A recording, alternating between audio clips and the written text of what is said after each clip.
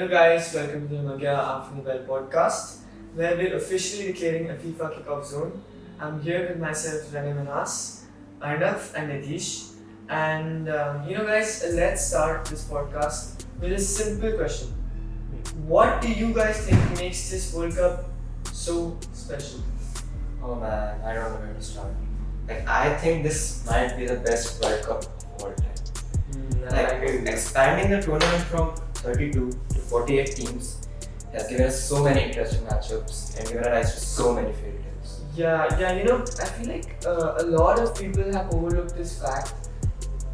This World Cup has already given us what we need. It's already one of the greatest World Cups of all time because it's given us the memes. It's given us the performances by the players and the stories. Especially Cabo Verde.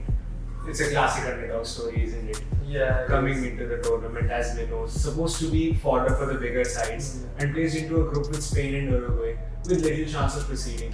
But when the World Cup actually kicked off, they secured a draw against Spain, later pushing the current world champions to the very brink. And these exploits look even more impressive in hindsight now that we're aware of the final, right? Not only Cabo Verde, the keeper, Wazinia. What a performance! He's 40 years of age and he's performing like this at the top level. It's insane to think about. Despite his age, he performed so good. Yeah, he did. Being 40 years of age and he actually got a platform to showcase his talent. Blew up on social media as well. Yeah, obviously. Gained 50 more than Neuer, man. Yeah. Got more followers than Neuer. And despite his age, I guess the experience he brings to a team actually helps them a lot. Yeah, that's true. And guys, speaking of experience, let's talk about a team which did not have much experience coming to this tournament. In fact, they were not even able to qualify for a very long time.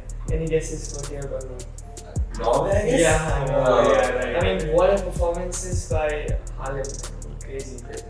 I mean, Norway really showed us that even if you don't have the most star-studded roster, if you build around your 1-2 star, your talisman, properly cover his strengths and weaknesses, then he can carry you pretty far into the tournament. That's true. Well, Norway actually came into this World Cup as the dark horses. They reached literally the quarterfinals. And on their way to quarterfinals, they defeated a big nation, Brazil. Oh my god, man. Absolutely. Defeating the 5-time world champions. But I felt quite sad because it was actually Neymar's last chance. He faced constant injuries and just could not ever reach the top of his game. And now he will always be remembered as the prince who could never become a king.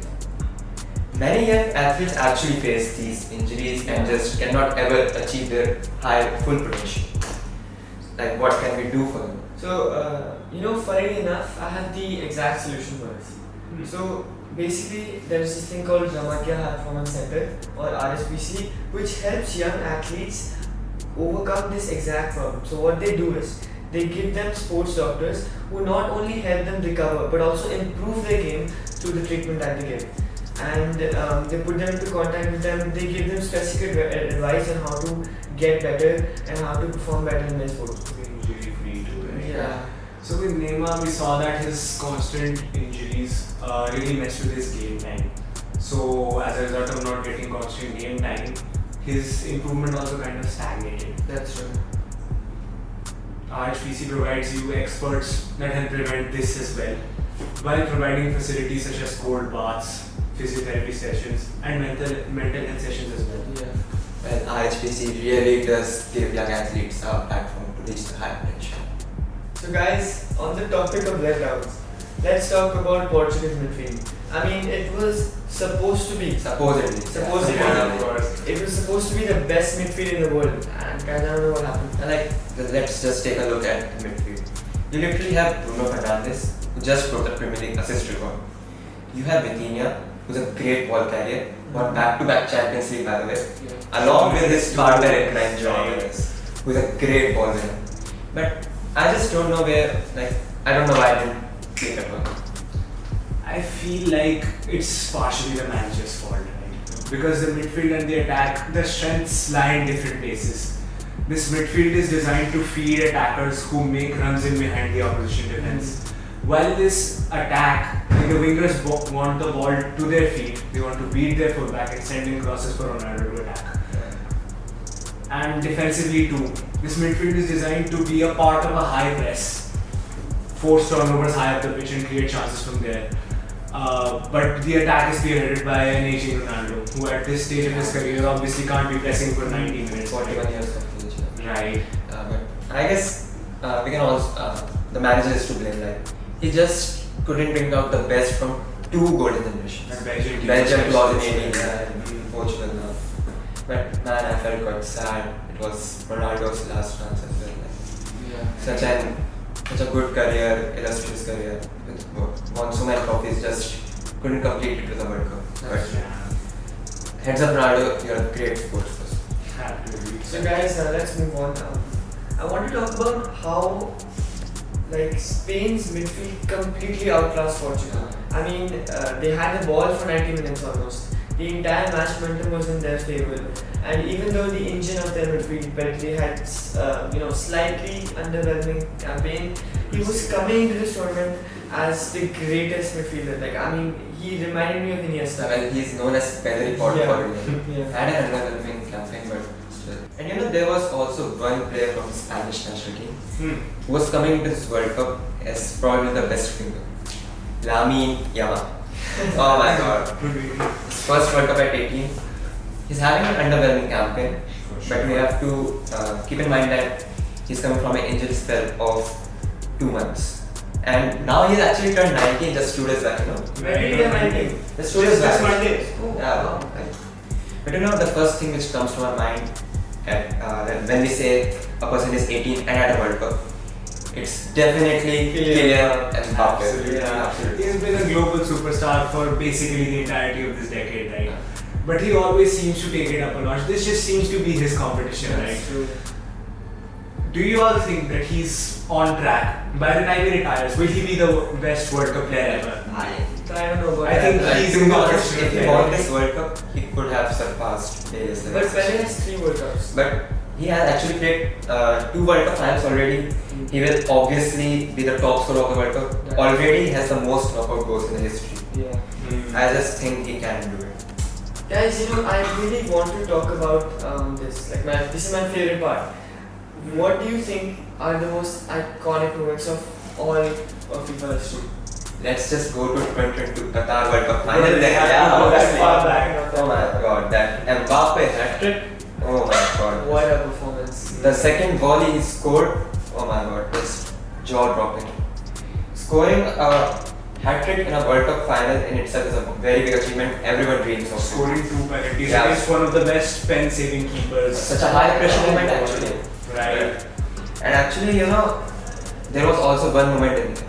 Emiliano Martinez. Yeah, the save. Yeah, the save at the very I end. still remember it. Man, my It heart wasn't even was- a hard drop. Yeah. It wasn't even a bad shot, it was just a bit of goalkeeping brilliance, right? Exactly. So guys, do you remember 7-1? Germany was Germany was Brazil. By the way, I just remembered one thing now. In this tournament only, I predicted one match. What? Germany versus Curaçao 7-1. You Right, believe right, that? yes, he did. I don't believe it. We were watching it along on a common group chat, right, with a couple of other friends. He actually predicted Yes, 7-1. around 20 minutes or so, I when it was still like 1-0 or so. Okay. Yeah. He just randomly dropped a prediction. It's the end seven. Talking about that Brazil game, Yeah. it was their home, and being defeated 7-1 is the ultimate humiliation. Yeah. I guess the fans still remember that. I still do. Although they would want to forget it, Yeah. obviously.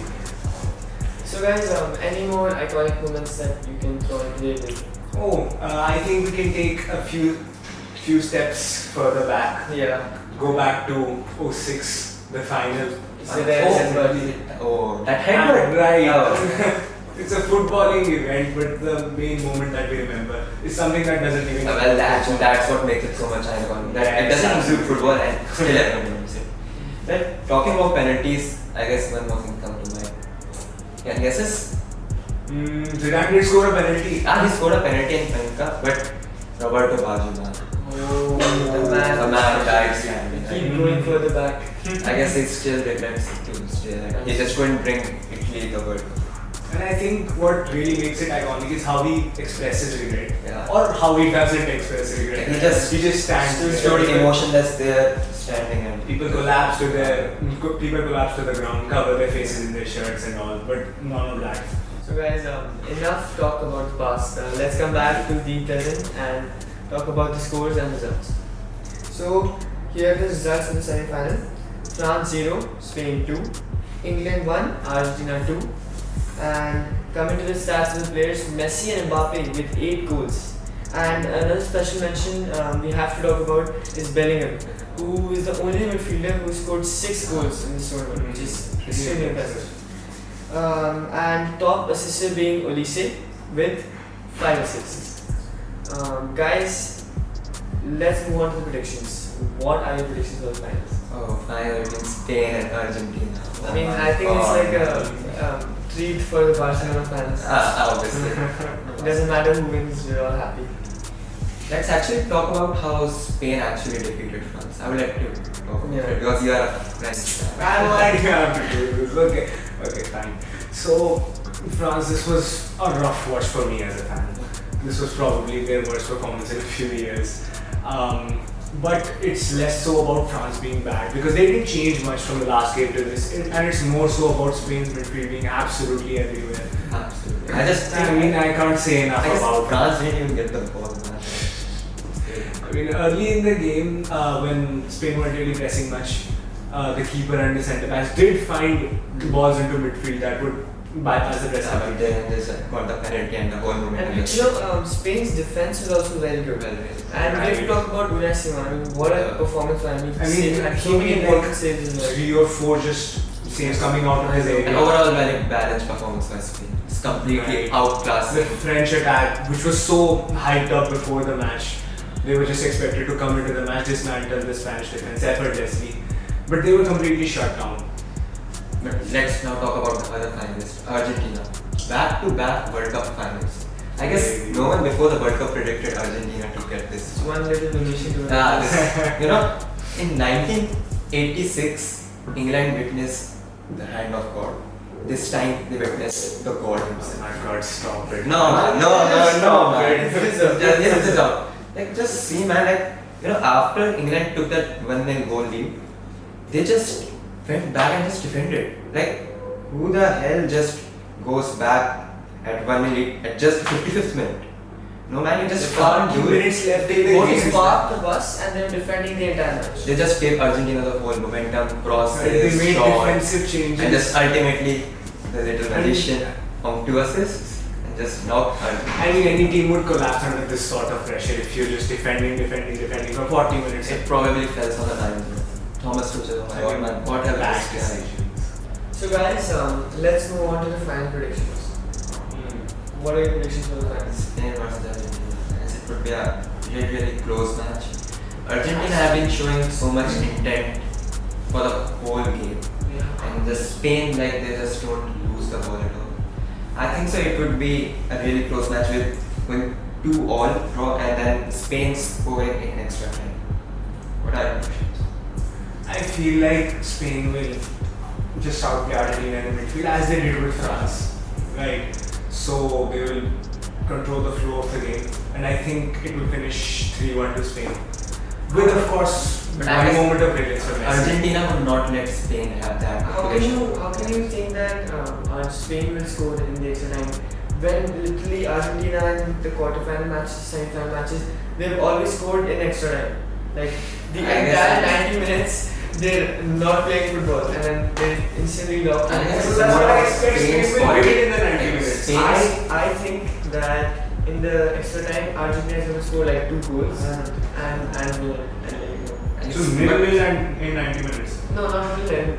1-1 till Spain's depth is insane. Like, the quality doesn't drop when they bring in a new player. I know, it is not because the midfield is just so fluent. Like the football they play is so fluent. So really. Yeah. You know, there are many storylines also connected to this. That's true. Like Lionel Messi facing Lamine Yamal. Yeah. Barcelona, the face of Barcelona right now versus the Barcelona legend. Probably Yamal can become the greatest. Like, he's the greatest right now, I guess. Let's see. There's a long road for him to follow.